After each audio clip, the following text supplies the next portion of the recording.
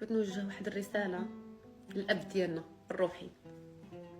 ما تعلمناش منه الحقر، تعلمنا منه نساعدوا المحتاج ونوقفوا مع الفقير، وتكون عندنا شفقه وتكون عندنا رحمه وتكون عندنا ضمير اللي هو سيدنا الله ينصره.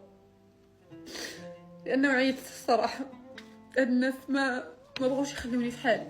ذنبي انه انا صوتي زوين، معروفه عربيا، صغيره، واخده 2 كيلو من عند سيدنا الله ينصرو.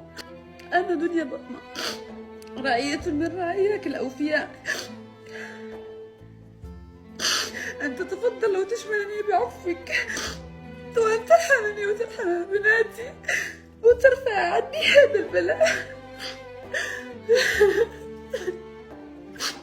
هذا عزيز بالحقر عيب كرة وبناتي عياو، باغي نربيهم في سلام، عيب من الناس وتعدوا لي على سميتي وتعدوا لي على صوتي وتعدوا لي على كل شيء، وكنطلب حقي.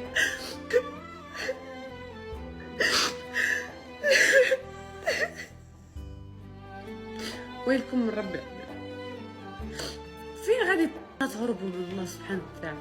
حسبي الله ونعم الوكيل فيكم يا اصحاب المؤامره، من كبيركم حتى صغيركم.